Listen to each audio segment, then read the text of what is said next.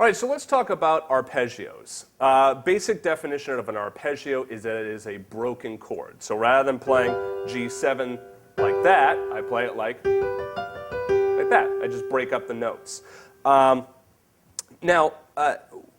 when practicing arpeggios, there's many different ways in which you can practice arpeggios.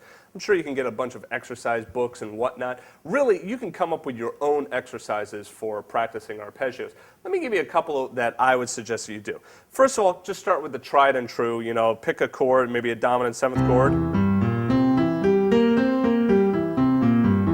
I'm sure you can find the fingering online for the arpeggios. I think that you can also find them in the Hannon book as well. I think it's in the back there. Basically, though, you see how I'm using my all 4 fingers there. Then I get to my thumb, cross over. If you take a look at the fingering lesson, which was, what was that, part 4 or 5.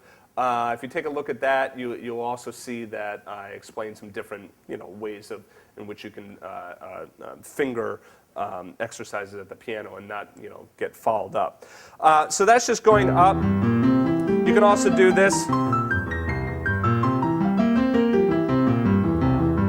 I did, so here, what I did there was I went 2 octaves, and I just kept going up the 2 octaves, and then went back down. You can also do it 1 octave in the left hand,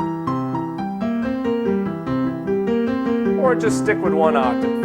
Now what I like to do is anytime you're doing exercises, I don't like just doing exercise up and down. I like being a little bit more creative with them, and you'll see that with some of the exercises that I'm going to show you a little bit later.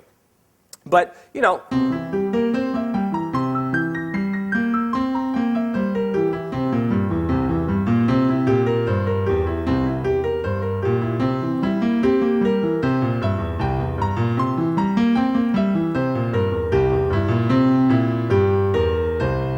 see how I was mixing? I was going 1/8 notes in one hand, 1/4 notes in the other hand, and flipping back and forth, all right? Just do this on the fly. Now, don't get me wrong. It's going to be difficult to do that if you've never done this before, all right? So do it slowly. Be patient with yourself. Understand it's probably going to take you a week, maybe even 2 weeks to kind of get that in your fingertips. Do it on one chord that's easy. An easy chord would be like C minor 7.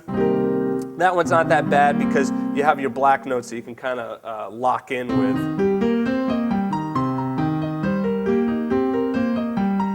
I would also suggest do the left hand down 2 octaves. So do this.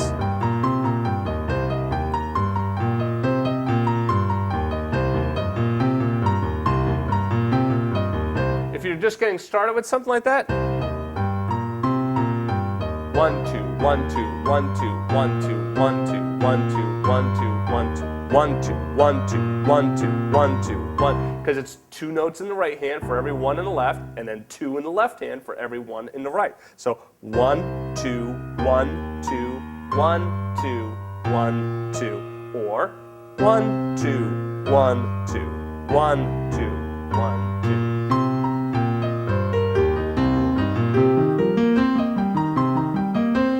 As you start to feel more comfortable with that, then you can start to move into some different kinds of chords.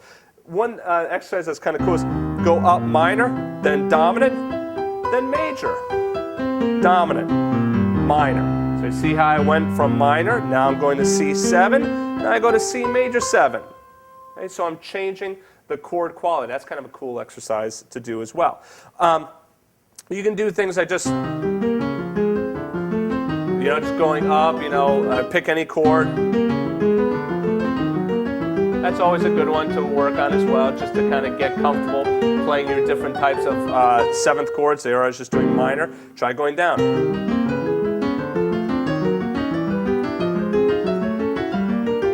All right, that's just, you want to make sure that you really feel comfortable being able to get to those notes.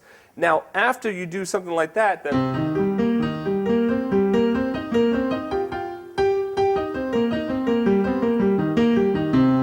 really making sure that you can go through all of the different inversions of that arpeggio.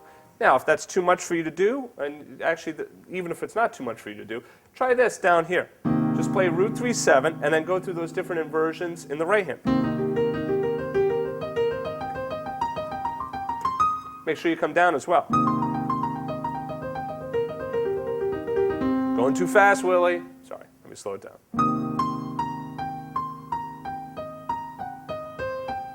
A little flub in there.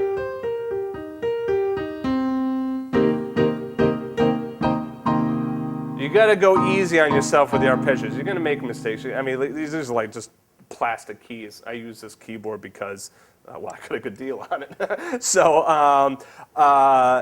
you know, these plastic keys, you're gonna flub a note here and there. Don't go nuts on yourself, right? Not like, you know, don't get crazy. Just try and stay and relax with what it is you're playing.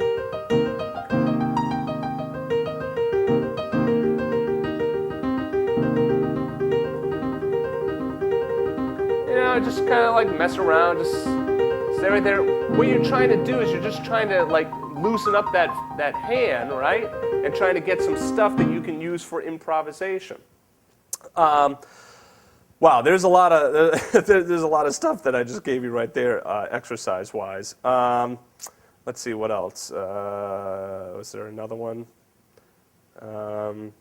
Well, I mean, I guess that's pretty much it. Let me talk about the, and obviously you can come up with plenty of your own exercises as well, and I suggest that you do come up with your own exercises.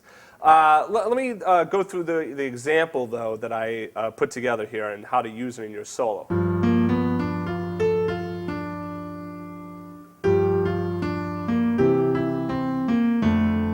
I just remember the other thing that I want to tell you about. Use the arpeggios to go to your upper structures. All right, I'm going to include a chord tension chart, right, in this lesson. All right, so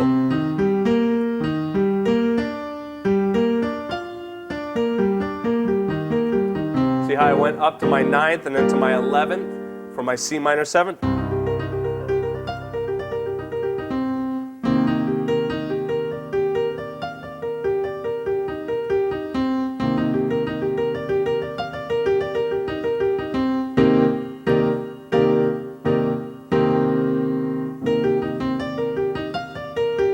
That as well. That's another variation. Jump up to the next.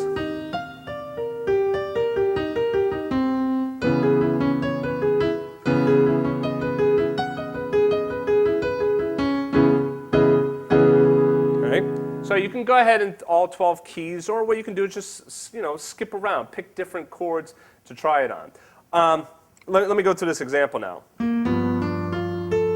So I did that arpeggio up to the 9th. There's my approach. And then here's my arpeggio, right? Coming right down G minor. Coming right down C7. And where do I end? I end on that 3rd of the F6 because it's a real strong chord tone. Here's my guide tone.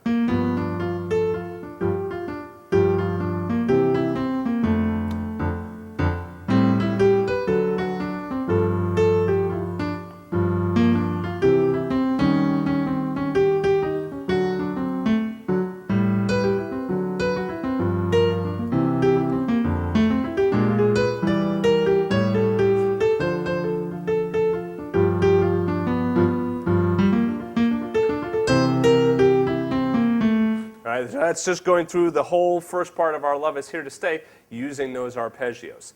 Unfortunately, I can't break too much of that down right now. It's just not enough time. But in the site, if you want to request a lesson on breaking down a whole solo, if you want me to write out a whole solo over something like Our Love Is Here to Stay, I'm happy to do something like that. Add a little lesson on there.